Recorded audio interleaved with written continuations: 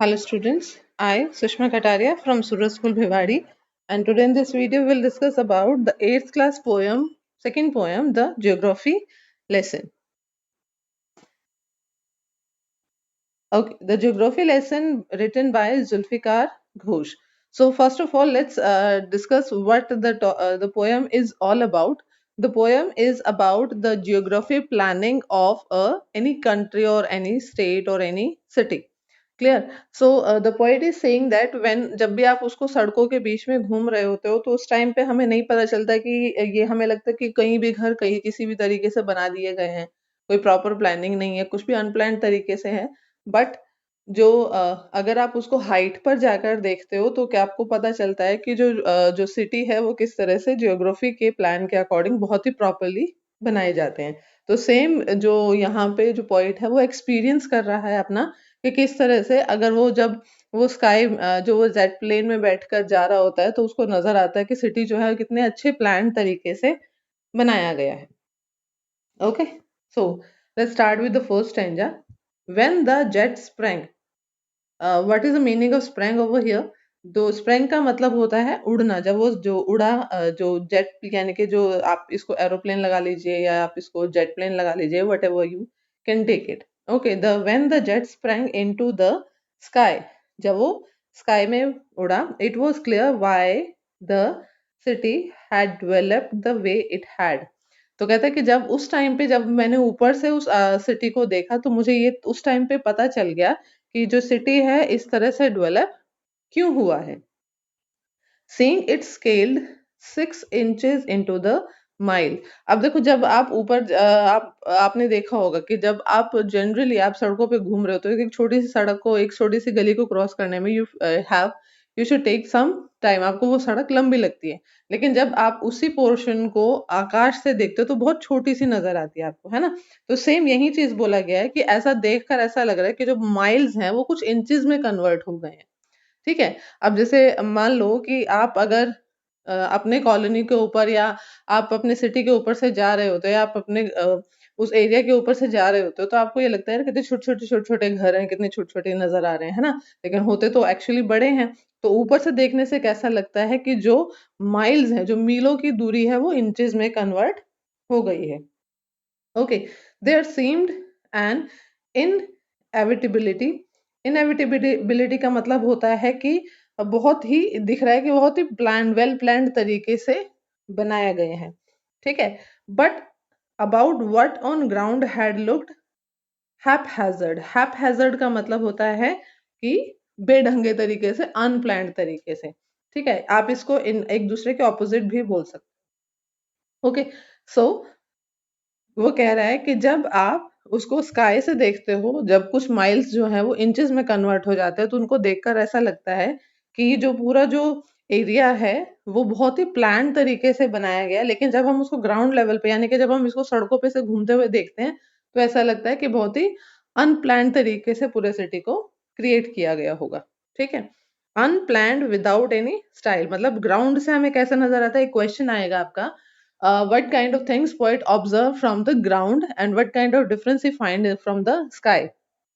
ठीक है, स्काई से क्या उसको डिफरेंस नजर आता है और ग्राउंड लेवल पे क्या नजर आता है। स्काई से उसको क्या नजर आता है कि जो पूरा पोर्शन है वो बहुत ही प्लान तरीके से बनाया गया है, और ग्राउंड लेवल पे उसको क्या नजर आता है कि जो पूरा जो सिटी है वो भी अनप्लान तरीके से क्रिएट किया गया है। ठीक है, when the jet sprang into the sky। so इस पूरे स्टैंजा में आपको 3 डिफिकल्ट वर्ड्स नजर आते हैं। एक तो है ये sprang यानी कि फ्लाई करना, इनएविटेबिलिटी इसका मतलब है प्लान्ड तरीके से, हैपहैज़र्ड अनप्लान्ड तरीके से। ओके, समझ में आ गया? सो इस पूरे पोएम में क्या फर्स्ट स्टैंजा में क्या दिखाया है कि जब जो पोएट है वो आकाश की तरफ जा रहा होता है, प्लेन में बैठ के जा रहा होता है, वो देखता है कि जो पूरा सिटी जो है बहुत ही वेल प्लान्ड तरीके से उसको पूरे को क्रिएट किया गया है। क्लियर?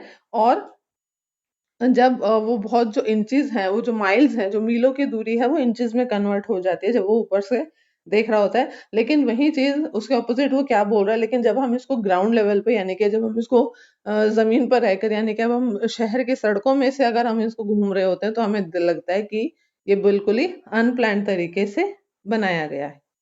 ठीक है? आई होप आपको फर्स्ट स्टैंजा समझ में आ गया होगा. So the next stanza is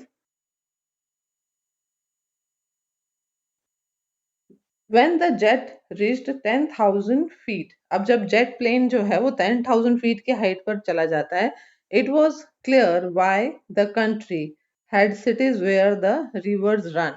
तो वो कहता है कि अब उसको समझ में आ गया कि जब वो और थोड़ा सा ऊपर जाता है, जब वो 10,000 माइल और ऊपर चला जाता है, तो उस टाइम पे उसको समझ में आ जाता है कि जो सिटी है वो, जो कोई भी जो देश है उसके जो सिटी है मैक्सिमम ऐसी जगह पे क्यों है जहां पे पानी, जहां नियर बाय वाटर है. ठीक है. रिवर रन समझ में आ गया कि नदी के आसपास क्यों है ऐसा. ऐसा उसको वो चीज का आंसर मिल गया. क्वेश्चन आता है, what kind of question was there in the person या पोएट्स माइंड.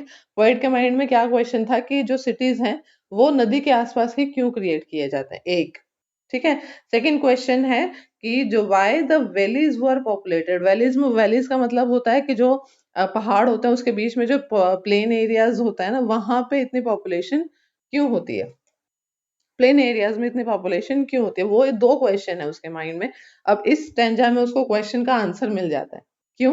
पहला question, why the people use to live near by the river, वो क्यों पसंद करते हैं, एक क्वेश्चन. सेकेंड क्वेश्चन है कि जो वैलीज जो है वो जो प्लेन एरियाज हैं वो इतने पॉपुलेटेड क्यों होते हैं. ठीक है. तो दो क्वेश्चन है. अब आंसर क्या मिलता है उसको, द लॉजिक ऑफ जियोग्राफी. अब वो लॉजिक ऑफ जियोग्राफी अब उसको समझ में आ गया क्या है, that land and water attracted man. समझ में आ गया आंसर क्या है, क्योंकि जो लैंड और वाटर है दोनों मैन को अट्रैक्ट करते हैं. कैसे? मान लीजिए आप ऐसी जगह पे रहते हो, आप मान लीजिए आप पूरे मरुस्थल में रहते हैं. ठीक है. और आपके नियर बाय ना कोई पानी है, ना ही कोई ऐसी जमीन है जहाँ पे आप अपने लिए कुछ खाना या कुछ भी ग्रो कर पाओ या अपने लिए अच्छे से घर बना पाओ. तो क्या होगा, आप जी पाएंगे? No, you are not able to live properly, right. So इसीलिए जो इस तरह के एरियाज क्यों पॉपुलेटेड हैं, क्योंकि वहां पे लैंड पे वो खेती करके अपने लिए भोजन उगा सकते हैं ह्यूमन बींग्स, राइट. अपने लिए घर बना सकते हैं प्लेन एरियाज में. एंड नेक्स्ट वाटर, इसलिए क्योंकि वाटर से ही वो सारी चीजों को अपने डेली रूटीन की लाइफ को प्रॉपरली रन कर सकते हैं. तो वाटर और लैंड ये दो चीजें ऐसी हैं. अब ये आपको भी पता है कि वाटर का और लैंड का इंपॉर्टेंस क्या है एक ह्यूमन बींग्स की लाइफ में, राइट. सो वो वाटर और लैंड इस तरह से इसीलिए ह्यूमन बींग्स को अट्रैक्ट करते हैं. और इसीलिए जो सिटीज हैं वो नियर बाय रिवर के होते हैं, जहाँ पे रिवर बह रही होती है वहां पे जो सिटीज हैं वो ज्यादा होते हैं. Okay, clear. So it was clearly delineated. Delineated मतलब होता है कि शो होना, शोन, इट क्लियरली शोन, ये कब बिल्कुल क्लियरली दिख रहा है, प्रदर्शित हो रहा है या फिर जताया जा रहा है. ठीक है. तो इस पूरे पोर्शन में आपके पास जो एक डिफिकल्ट वर्ड आया वो कौन सा आया, डेलिनिएटेड. ठीक है.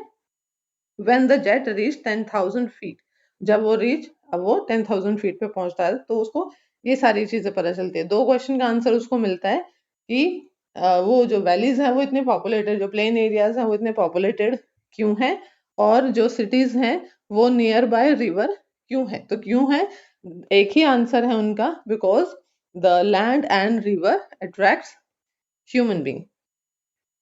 Okay, so I hope you understand the second stanza as well. Let's start with the third one. So the third stanza, when the jet rose 6 mile high, वो अब जो और जो 6 mile high चला जाता है, it was clear that earth was round. अब देखिए, जब आप आकाश में जा रहे होते हैं, कभी आपने अगर प्लेन से सफर किया हो, अगर आप लैंड की तरफ देखते हो तो आपको नजर आता है, जब क्षितिज, पता है ना आपको, जब जहाँ अर्थ और स्काई का जब मिल मिल रहे होते हैं, ऐसा लगता है कि वो कंबाइन हो रहे हैं, ज्वाइंट हो रहे हैं. तो वो जो एरिया है उसमें अर्थ जो है वो एक कर्व नजर आएगा आपको, जब वो आप हाइट पे चले जाओगे, है ना. तो एक कर्व जैसा नजर आएगा कि आपको प्लेन एरिया नजर नहीं आएगा, it seems like a curve. ठीक है. तो उसको कहता है कि जब मैं और 6 माइल ऊपर जाता हूँ तो मुझे पता चल जाता है कि अर्थ जो है वो राउंड है. अब एक इस पूरे पोयम में एक बहुत इंपॉर्टेंट क्वेश्चन है कि जब भी जो पोइट है वो जब प्लेन में बैठता है उसको कौन कौन सी चीजों की नॉलेज मिलती है या कौन कौन सी चीजें उसको जानने को मिलती है. ठीक है. सो इसमें एक इस टेंजा में उसको क्या समझ में आया कि जो अर्थ है वो राउंड है। Second, that it was more than sea than land. तो वो कहता है एक और चीज उसको समझ में आई कि जो अर्थ है उसमें वाटर वाटर ए बॉडीज ज्यादा है इंस्टेड ऑफ लैंड बॉडीज। ठीक है, यानी कि लैंड एरिया कम है और जो सी एरियाज है वो ज्यादा है। But it was difficult. अब ये थोड़ा सा लीक से हटके और एक तरह से मोरल ऑफ द स्टोरी आप इसको बोल सकते हो। But it was difficult to understand that man on the earth found cause of hate each other। वो कहता है अब मुझे सारे क्वेश्चन के आंसर तो मिल गए, लेकिन मुझे एक क्वेश्चन का आंसर अभी भी नहीं मिला कि क्यों जो ह्यूमन बीइंग्स हैं वो अब एक दूसरे से इतनी नफरत करते हैं। ठीक है, to build walls across the city and to kill from that height. अब वो कहता है कि मुझे एक चीज समझ नहीं आई। कहता है मुझे सारी चीजें समझ में आ गई कि जो अर्थ है वो राउंड है, लैंड वो लैंड लैंड एरिया कम है, वाटर बॉडीज ज्यादा हैं, क्लियर। और जो जियोग्राफी वालों ने जियोग्राफी वेल प्लान तरीके से सिटीज को बनाते हैं। सेकंड चीज वो क्या समझ में आई, सेकंड स्टैंडर्ड में उसको समझ में आता है कि जो रिवर्स के और प्लेन एरियाज इतने पॉपुलेटेड क्यों हैं, ये उसको समझ में आ गया। थर्ड स्टैंडर्ड में उसको क्या समझ में आया कि अर्थ जो है वो राउंड है। ठीक है, लेकिन उसको एक चीज समझ नहीं आई, why the human being have hate each other. और वो जो दीवारें क्यों बनाई गई हैं एक दूसरे से अलग रहने के लिए। Why don't every people live together. ठीक है, सारे जो लोग हैं वो एक दूसरे के साथ क्यों नहीं रहते हैं। ठीक है, तो ये चीज उसको समझ नहीं आई, बाकी उसको बहुत सारी चीजें समझ में आ गई। Okay, and to kill from that height. वो कहता है कि मैं चाहकर भी इस हाइट से भी उस प्रॉब्लम का सॉल्यूशन नहीं निकाल पा रहा हूँ, मैं उस प्रॉब्लम को किल नहीं कर पा रहा हूँ जो प्रॉब्लम हेट को क्रिएट कर रही है। ठीक है, so it was not clear why. अब वो क्वेश्चन पूछ रहा है, एक तरह से वो अपने आप से क्वेश्चन पूछ रहा है कि क्यों नहीं मैं, जब इतने सारे क्वेश्चन के आंसर उसको मिल जा रहे हैं, उसको इतने सारे एलिमेंट्स के बारे में पता चल रहा है अर्थ से रिलेटेड, तो वो जो अर्थ पे जो लोग रह रहे हैं उनके बारे में उसको क्यों पता नहीं चल रहा है। ठीक है, so this is your entire poem. In the assignment, I will give you the question answers and you have to do that things in your pen notebook.